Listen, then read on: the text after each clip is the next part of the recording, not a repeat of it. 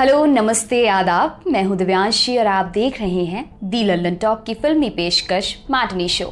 Matinee show में हमारे आज के सेगमेंट का नाम है बॉलीवुड किस्से। पार्टीशन के 15 और इंडिया चाइना वॉर को 3 साल बीते थे। बंटवारे के बाद आने वाली जनरेशन को बताने वाली घटनाओं की फहरिस्त में एक और नाम शामिल हो गया था, भारत चीन युद्ध। चेतन आनंद जैसा डायरेक्टर इस मसले पर फिल्म बनाने जा रहे थे। वॉर फिल्म, एकदम मेन स्ट्रीम। फिल्म का नाम था हकीकत। इस फिल्म ने हमें वो गाना दिया जिसके बिना 15 अगस्त या 26 जनवरी का कोई भी फंक्शन पूरा नहीं हो सकता।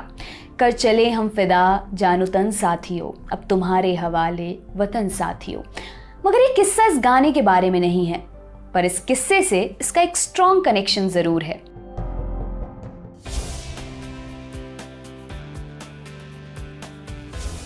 साल 1961 में देव आनंद की हम दोनों नाम की फिल्म आई थी।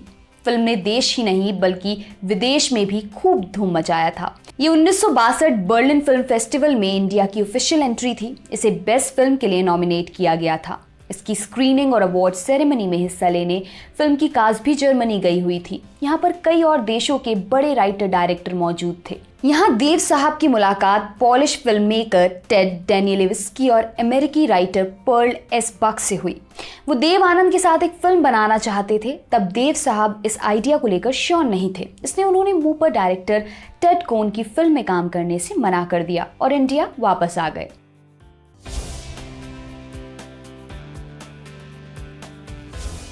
मालगुडी डेज वाले आर के नारायण का उन दिनों विदेश में काफी भौकाल था। इसके पीछे की वजह इंटरेस्टिंग है। नारायण इंडिया में बड़े नाम थे। उन्हें साहित्य अकादमी पुरस्कार से भी नवाजा जा चुका था। ग्राहम ग्रीन, जो कि 25 से ज्यादा नॉवेल्स के राइटर थे और लिटरेचर के लिए नोबेल प्राइज के लिए 2 बार शॉर्टलिस्टेड किए जा चुके थे, उन्होंने नारायण की ग्रूमिंग में मदद की थी। अगर नारायण इंडिया के बेस्ट सेलिंग नोवेलिस्ट थे तो ग्रीन विदेशों के। नारायण जब अपना लेखन इंटरनेशनल लेवल पर लेकर गए तब ग्रीन ने इनकी किताबों को पब्लिश कराने में बहुत मदद की थी। अब नारायण इंटरनेशनल राइटर बन गए थे। उनकी किताब द गाइड दुनिया भर में तारीफें बटोर रही थी। देव आनंद को किसी ने इस किताब का नाम सुझाया। उन्होंने वो किताब खरीदी और एक बार में पढ़ गए। उन्हें कहानी इतनी अच्छी लगी कि अब वो इस पर फिल्म बनाना चाह रहे थे।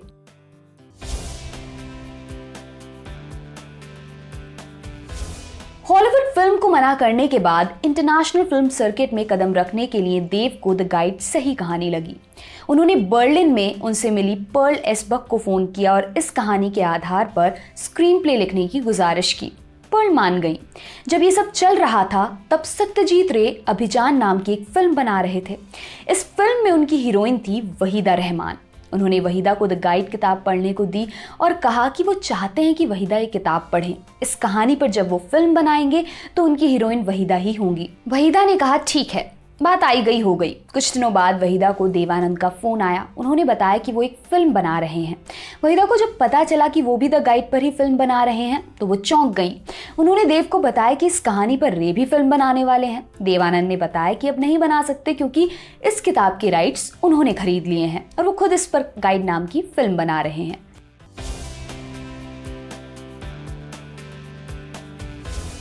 पर्ल की लिखी कहानी को पर्दे पर लाने का काम दिया गया टेड को। इसे आनंद ब्रदर्स के प्रोडक्शन हाउस नवकेतन फिल्म्स के तहत बनाया जा रहा था। फिल्म गाइड नवकेतन फिल्म्स की बाहुबली थी। इस प्रोडक्शन हाउस के अंडर में बनने वाली ये पहली कलर्ड फिल्म थी, इसलिए इसमें जी भर के पैसा और मेहनत लगाया जा रहा था। इसे हिंदी और इंग्लिश दोनों भाषाओं में साथ साथ शूट किया जाना था। अंग्रेजी वाले वर्जन का जिम्मा टेड को दिया गया तो फिल्म के हिंदी वर्जन देव के भाई चेतन आनंद डायरेक्ट करने वाले थे। चेतन फिल्म में डांसिंग स्किल्स की जरूरत को देखते हुए अच्छी डांसर मानी जाने वाली लीला नायडू को लेना चाहते थे, लेकिन देव वहीदा के नाम पर अड़े हुए थे। शूटिंग के दौरान कुछ सीन, सीक्वेंस और कैमरा एंगल को लेकर चेतन और टेड के बीच भी दिक्कतें आने लगी। इसलिए उन्होंने अपनी क्रिएटिविटी से समझौता करने से बेहतर फिल्म छोड़ देना समझा। इसी समय चेतन को इंडियन आर्मी से हकीकत बनाने की परमिशन मिल गई। वो उसमें व्यस्त हो गए। इसके बाद फिल्म के हिंदी वर्जन को डायरेक्ट करने की जिम्मेदारी देव के दूसरे भाई विजय आनंद को दी गई।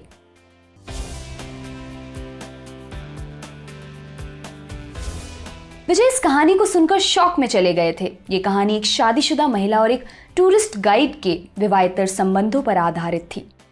विजय को लगता था कि भारतीय ऑडियंस इतना मॉडर्न कॉन्सेप्ट देखने के लिए भी तैयार नहीं है और इस कहानी से इंडिया की इमेज भी दुनिया भर में खराब हो जाएगी। विजय ने ये फिल्म डायरेक्ट करने के लिए एक शर्त रखी। उन्होंने देव से कहा, आप इंग्लिश वर्जन जैसा चाहें शूट करवाएं, लेकिन हिंदी वर्जन वो तभी शूट करेंगे जब वो खुद इसका नया स्क्रीन प्ले लिखेंगे। चेतन पहले ही क्रिएटिव डिफरेंसेस की वजह से फिल्म छोड़ चुके थे और देव नहीं चाहते थे कि विजय भी ये फिल्म छोड़ दें, इसलिए उन्होंने विजय को नया स्क्रीन प्ले लिखने की इजाजत दे दी।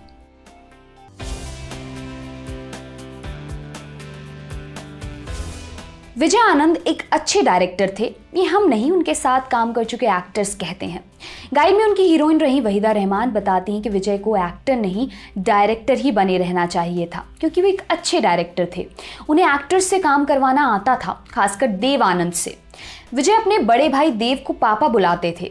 कितना भी कठिन सीन हो विजय देव से करवा ही लेते थे। गाइड के क्लाइमैक्स में देव को मरना था। देव आनंद किसी भी सूरत में ये सीन करने को तैयार नहीं थे। उनकी अपनी वजहें थी। उन्हें लगता था कि जनता अपने पसंदीदा सुपरस्टार को पर्दे पर मरते देखना पसंद नहीं करेगी। विजय ने ये सीन करने के लिए देव को बहुत मनाया, लेकिन देव कुछ भी सुनने को राजी नहीं थे। अब इस मामले पर हो रही तू मैं से विजय भी चिढ़ गए। वो शूट खत्म करने का ऐलान करने ही वाले थे कि फिल्म के सिनेमैटोग्राफर उनके पास गए। गाइड के कैमरा डिपार्टमेंट का काम मशहूर सिनेमैटोग्राफर फैली मिस्त्री को सौंपा गया था। फैली ने विजय से एक मौका मांगा देव को मनाने का, ताकि फिल्म में क्रिएटिव लेवल पर कोई दिक्कत नहीं रहे। फैली गए और देव को समझाने लगे। उन्होंने काफी देर तक कहानी के हिसाब से उस सीन की इंपॉर्टेंस देव आनंद को समझाई। जब देव को वो बात समझ आ गई तो उन्होंने उस सीन को ठीक वैसे ही किया जैसा विजय चाहते थे। आज भी उस सीन को भारतीय सिनेमा इतिहास के कुछ चुनिंदा सीन्स में गिना जाता है।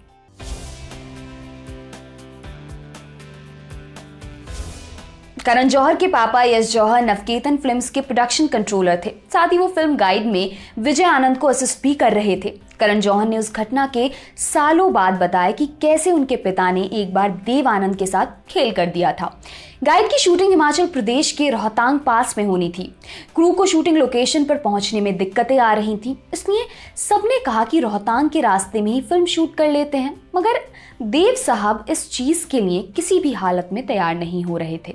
वो रोहतांग में ही शूट करना चाहते थे। रास्ते में एक जगह फिल्म की टीम आराम कर रही थी।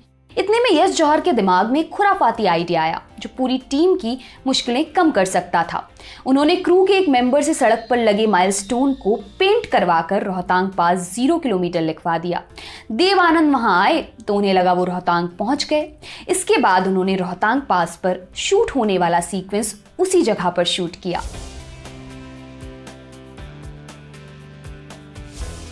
गाइड के लिए हसरत जयपुरी को बतौर लिरिसिस्ट फिल्म से जोड़ा गया था। हसरत के साथ एक लाइन पर मामला ठन गया। हसरत को उनकी लिखी लाइन बदलने के लिए कहा गया क्योंकि देव साहब को वो लाइन पसंद नहीं आई। हसरत अपने लिखे को लेकर जज्बाती थे। उन्होंने वो लाइन हटाने से इनकार कर दिया, फिल्म छोड़ दी।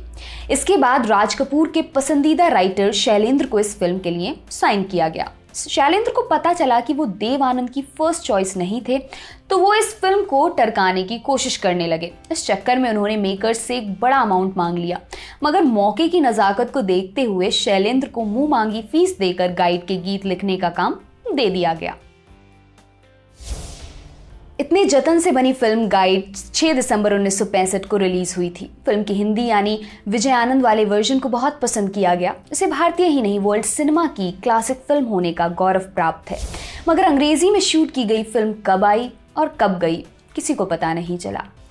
आज मैटनी शो के इस एपिसोड में इतना ही। कल नए सेगमेंट के नए एपिसोड में फिर से मुलाकात होगी। तब तक बने रहिए हमारे साथ और देखते रहिए दी लल्लन टॉप। शुक्रिया।